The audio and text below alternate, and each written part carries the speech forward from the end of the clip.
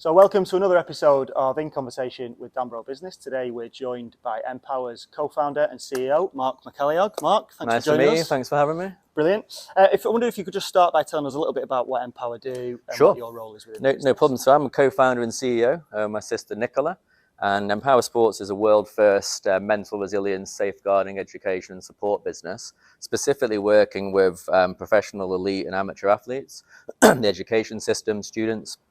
I guess the goal is to teach our kids resilience, how to handle the pressures of life, and probably more importantly is to handle this new technological dawn.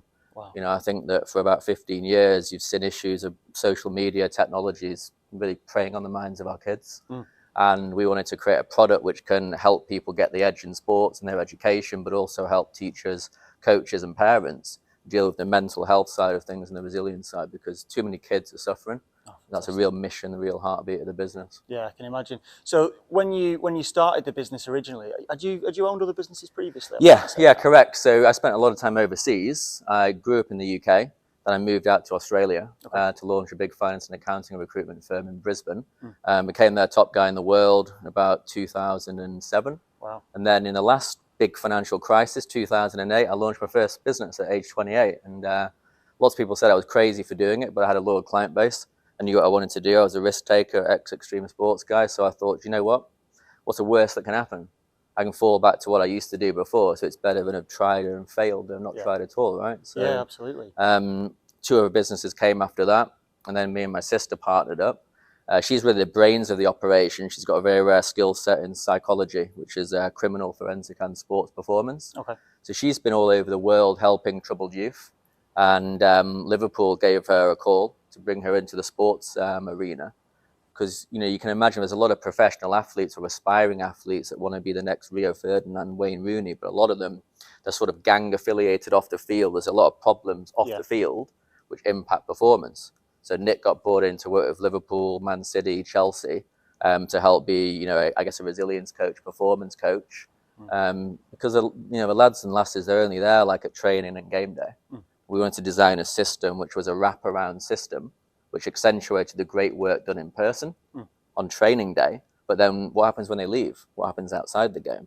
Well, life slaps you in the face pretty hard sometimes, right? So we figured, can we clone Nicola in a good way and the back office medical team of experts at Liverpool using technology and artificial intelligence and deliver a sports performance team, a resilience team in the pocket of every child, parent, coach and teacher on earth? That's a goal.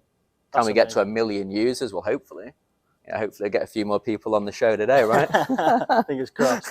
So how, if you don't mind me asking, initially when you set it up with your sister, as a startup, how did you go about, especially at such a young age, funding that venture? How did you? So great question. So in all my prior businesses, I'd self-funded those. But this one, given the nature of the technology, the innovation, we obviously needed a lot more money. So we went out for angel investment, and we were lucky to secure about £550,000 in a loan / options equity deal. A lot of networking, right? You got to meet lots of different people. And it really didn't help that when we were launching, it was right slap bang in the middle of COVID. So we lost our first investor. And then luckily somebody else stepped in at the time because we had the Liverpool pilot sat there waiting to go.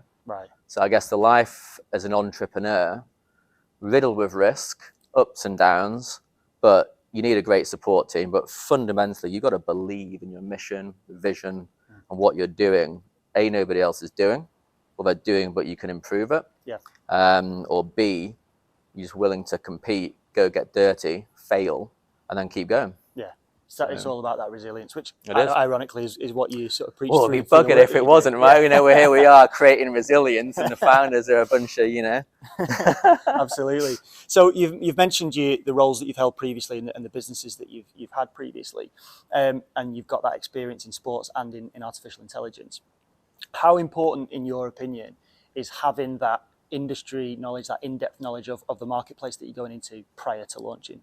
It's huge, right? And it's the old saying, there's no I in team. So my job as a leader is to bring in the best talent imaginable for their specific areas of passion and have them drive it. So Nicola, like I mentioned, she's really the brains of the evidence-based science, the content, the delivery. One of my dear friends in Australia that's built our tech, he's an absolute tech genius. I mean, one of the advisors we've had into this project did a lot of work with one of the biggest car manufacturers in the world in advanced computer modeling. Okay. So it sort of depends on the business line you're in. But I think fundamentally, you got to do your research. Yeah. Lots of businesses, they launch prematurely. They haven't done their research first. So we spent time in market research. We were blessed to have had the audiences of some very famous sports clubs to test, can we actually mirror a physical model, make it digital, have people engage, but more importantly, have somebody pay for it, right? See a lot of startups. I mentor some startups in America, and especially in the technology world, the techies get all excited and they geek out on the tech, and then they hack it together, build it with no business development pipeline, no sales, no willingness, I guess, to get their baby, which they've created, and, you know, kind of like throw out there and have people rip it apart. Because people get emotionally wedded to what they've created. I think that's one of the biggest issues in the startup land, is people, A, don't listen to feedback, B, they're not willing to have their idea assassinated because sometimes they don't like what they might hear at the end. Very precious about it. Very precious, but also I've seen businesses that leverage their homes, that leverage all of the whole financial well-being of their entire families. Yeah. They probably shouldn't have done.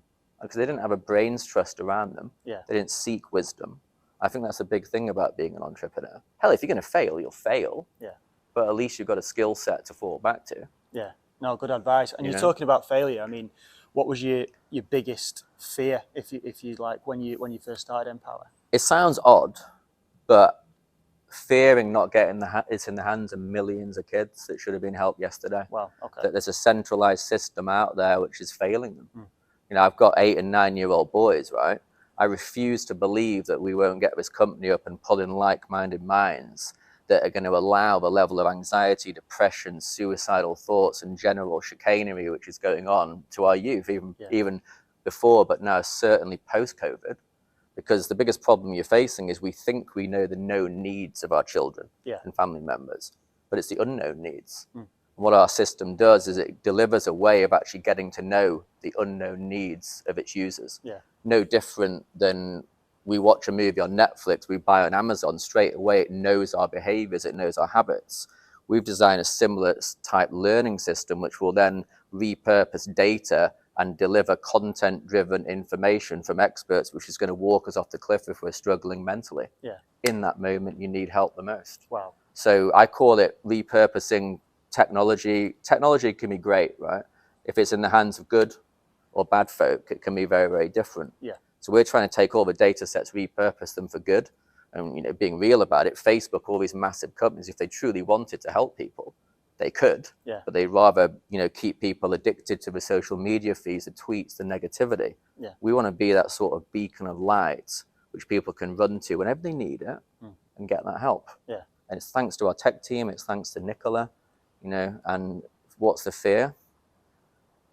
Not getting it out there. I guess it's a very real fear, you know what I mean? So the drive is not so much the business, is what the business can do for people. I mean, that's the ultimate mission, but you've also got to have, the saying I always say is you can have a world-first product, which we've got, but you need a good business model. So we started the mission building our tech, wanting to deliver this in the hand of every child for £1 a user per month. So you get the sports performance team in the back end of Liverpool Football Club for 12 quid a year, 3 coffees, because every child has talent, whether it's sports, music, theatre, anything you do in your life. And that was the vision. Can we do it? Will people buy? And right now, we're still very much a startup. It's still pretty damn rough out there in the current environment, right? You know, but we believe. And that's the big thing, right? Because belief will overcome any fear. And if you get the right people in, they will also say no to you and slap you around. You know, you got a good chance. So the safeguarding and the education, the support to young people that your platform, your app provides, has received some pretty high profile praise, not least from, I think it's Alex Inglethorpe, Liverpool Academy, boss man at the academy at Liverpool Football Club, which is a pretty big deal. I think he said there's nothing like your platform out there. I know you've got clients in many different arenas. How did you kind of grow that client base initially, and what sort of strategies, marketing strategies, sales strategies work best for you? No, that's a great question. A lot of that credit goes to my sister Nicola, who I mentioned earlier. It's really her accreditation, the work she's done with youth around the world. She has a very unique lens on how to engage players and children from a psychology perspective. Yeah. I think you've got to break down barriers. Okay. The mission was democratize, break down barriers, and allow people to feel comfortable enough to talk. So I think what happened there is Nicola was consulting to Liverpool and a few of her Premier League football clubs, and me and Nick had this vision. I was out, funnily enough, heliboarding in Colorado. I'm an extreme sports guy, and yeah. And I was a bit depressed at the time. I should have been happy. I was getting guided off-piste by one of the best mountaineers in the world. And I just stopped and I thought to myself, geez, wouldn't it be great if a hologrammed virtual psychologist popped out my phone and walked me off the cliff in this very moment of time for my very relevant individual needs? And that was where the idea got seeded. And I said to Nick, I said, no disrespect, but we need to clone you.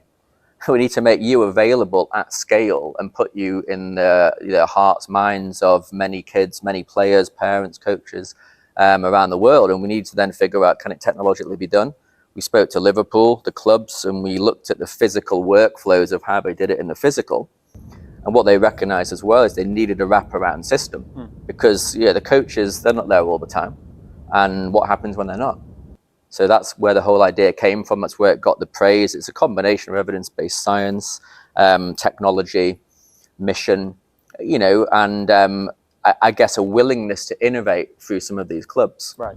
And it's great praise, but we're not stopping there. We want them all. We're in some pretty advanced discussions with a lot of them now. But I think the main heartbeat is getting this into the education world. We've got some great school partners, universities. We've got our first US partners. But what we then want to do is create a community around it. I'm a passionate blockchain crypto guy, and I eventually want to get this out and have communities online that are going to help us knock down doors at schools and say, hey, why don't our children have this? Why don't the teachers have this? Yeah. We need to know COVID has created a lot of developmental issues for our children. Wow. And let's take this out together. Okay. Yeah. So the impact that it has on people's mental health is pretty profound. That's the driver for you guys. You mentioned there about yourself and sort of not so much, well, you mentioned the word depression there, for instance. In terms of growing the business yourself, if you wouldn't mind going into it, how have you managed your own stress and anxiety whilst driving this forward, especially through COVID? That's a great question, mate, right? And look, I'm a bit of look, basically to do some of the stuff I do, I'm borderline barking mad anyway, right? I'm extreme, I have no fear, and I live a very regimented day. I'll get up at 5:30 in the gym for 2 hours, start the day. So I think you need to have what I would class as an unbreakable mindset. But really what I'd say to people is you need the heart set. So my saying is the heart set drives the mindset, right? A lot of people think it's the opposite way around. Mindset will get you so far. But if your heart drives the mind, then it will enable you to walk through black swan events like COVID.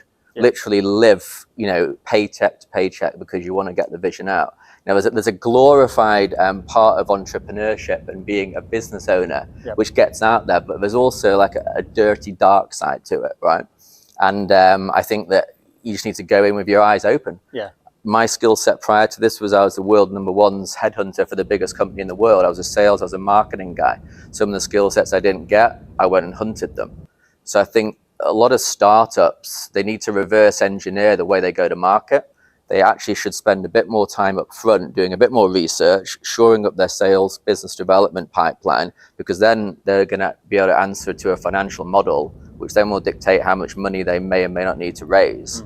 So it's an art in some ways, but I wouldn't say to people, don't do it. Get in there, right? Because you don't want to look back on the book of your life and think, what if? And, I've got a saying, you win or you learn. You don't win or fail. Failure enables you to learn, and then it will test your mettle as to did you truly believe in the idea enough? Because if you scupper off like a rabbit in the headlights straight off, then, maybe it wasn't for you. It wasn't for you in the first place. I think I know the answer to this question, given the force of feeling that you've got and the strength of personality you've got. But how big an impact has Empower and just owning a business itself had on your personal life? Well, it's been hard at the moment because my family's in the US, right? So because we got the business up here to start with, for the last 14 months, I've been here 4 weeks, back in America 3 weeks. And that's tough. Okay. But again, I look at entrepreneurship and it's an absolute blessing. Since the age of 27, my boys are 8 and 9 now. I've been able to see them grow up, right? I've been able to set my hours, set the times, work whenever necessary, me and Nick, we didn't have a dad, right? He was actually a famous footballer back in the 70s. And a big part of this mission is to actually allow people to transition out of sports and hopefully not have the family unit breakdown and a myriad of divorces and fatherless homes. So there's a big sort of undercurrent as to why we do what we do, but it will have a personal toll. And I think, you need a very understanding wife and partner, right? Yeah. But I think the big thing I would say is they need to know you for what you are before they marry you or they get engaged with you. I think know what drives you. And I think a lot of people pick the wrong partner, to be blunt. But how have those parallels it must be strange for you, given that you've got that background with the footballing father and stuff, to now be working with some of the biggest football clubs in the world. That's quite a... Mate, it's funny, right? Because, he always wanted me to play football, but then I played rugby, then I fell into extreme sports, and I gave up football to piss him off, to be blunt about it. And then he called rugby players girls' blouses, so I kind of laughed at him, and I was like, whatever, mate. You've played a number of sports, but you've also been involved in a number of businesses. Are there any fundamentals? You've probably touched on them already, to be honest, but are there any fundamentals that you've applied to each different business that you've gone through that have worked for you? I think it's hard work, right? And I think it's pretty obvious one, really. No, but I think that it's also how do you define hard work, right? And I think hard work can be defined by consistency as well.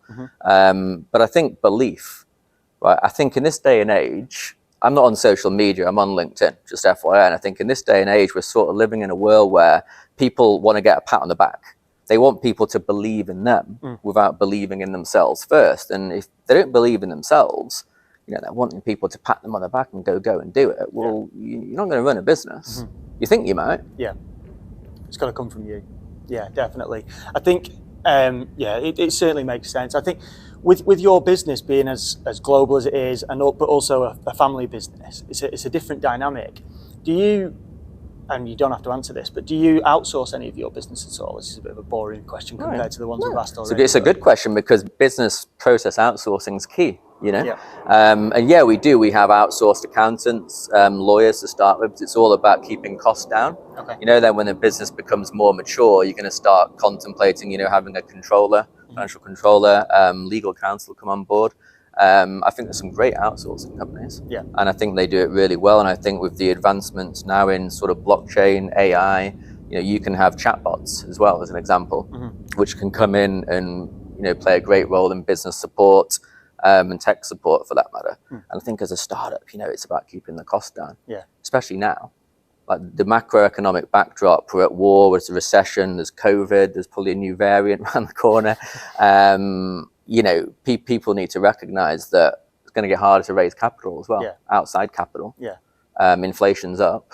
So I think early on, most entrepreneurs, if they don't have a good finance person there, to your point, speak to somebody at an outsourcing company and get some solid advice from them. Good to hear. In terms of strategy and forward planning, you're obviously a very, very busy guy, fingers in a lot of pies, and there's a lot going on in your business, right? In the day to day. How much time do you devote to long-term strategy and forward planning, and moving the business forward in the next 5 to 10 to 15 years? Great question. That so we've got a 5-year plan. But for me, there's a 20-year plan, because this project is like the culmination of me and my sister's life work together, for want of a better word. So phase 1 is we're in the sports and the education world. Then we're going to grow the business into other verticals, demand-validated verticals. So we're doing quite a bit of work in the military, in the birthing area, in the faith industry. Fascinating. Corporate wellness, we're kind of going to go into, but we're going to go in through partnerships and white labeling the business. Eventually, we're going to turn the digital record of achievement part of our company into a blockchain technology play, and it's going to become a next generation talent scouting platform for sports and talent, which was my old world. And then there's sort of a equitable marketplace end game, if we get there, right? So big vision, set your vision early, I would say, as an entrepreneur, and do what most people don't do, right? They need to imagine being at the top of the mountain, achieving the goals, and then demarcating backwards from that end vision. And you'll get a lot of folk which will tell you, you're crazy, I don't think you'll do it. But they'll tell you that for 2 reasons. A, they're jealous, or B, they can't compute doing it themselves and they wish they could do it themselves, or have the creativity or the ability to do it, right? So get a great set of people around you, break down the barriers, you know, shoot for the outer part of the solar system. If you land on the bloody moon, hey ho, right? Yeah, yeah, exactly. It's a great mindset to have, and I think a lot of business owners do get bogged down in the day-to-day, don't they? And they miss that point. What's your favourite aspect of owning your own business? Freedom. Yeah. As stressful as it is, but it's not just the freedom to have your personal choice, your professional choice, but it's freedom to travel. For me, true wealth and happiness in life is seeing different cultures, meeting different people. Right? People, you know, entrepreneurs, it's all about the money, it's all about the capital raising, but I think people make a mistake, right? They either become a debt slave or what I say, a time slave. You don't get time back. So you have to be very careful early on to set boundaries around time. Okay, this is personal family time, this is business time. The phone when I come home from work actually needs to get put away in a drawer. This is me talking now. I shovel it away in a drawer, it doesn't come out again. So you need to know yourself too. In terms of your own behaviors and how and what and where and why things will affect across, you know, sort of the professional personal life divide. Yeah. Because I think the personal life will often kill the business before the professional element will too. Yeah, definitely. And if you had one piece of advice for somebody who is either about to start their own business, has just started their own business, or is considering it, what would that be? Make sure you've done your research, and make sure before you do it, you leave your pride and ego behind you, kick that back. Because if you don't, you'll eliminate peripheral vision. So you'd be like a punch-drunk boxer with a detached retina, right? You're trying to find somewhere to go, but because the retina's gone, there's no peripheral vision, it's tunnel vision only. You won't seek outside advice or that kind of stuff. So that's probably what I would say. No, that's a fantastic tip. And the final question we ask everyone, Mark, is how you define success, both from a personal perspective and in terms of the businesses that you run, particularly MPWR. For me, sounds corny as, you know, lives changed. Simply put, because if you're able to bring and procure a product which the world's never seen, you know, there's a massive need, there's a massive amount of pain going on, and you can get the pricing right, you know, and you get the team behind it, and you get the community and the stakeholders which will take it even further. It's got to be that, right? We live in such a, you know, screwed up world as it is today, where people are quick to tear people down and give them a kicking. Why not lift people up, show them what human potential is supposed to look like? Move the bloody, you know, what do you call it, handcuffs off, and let people go out there and make the best of themselves. Fantastic. I think that's a great place to end it. Thanks very much for coming in. No, thank you, mate. Pleasure. See you next time.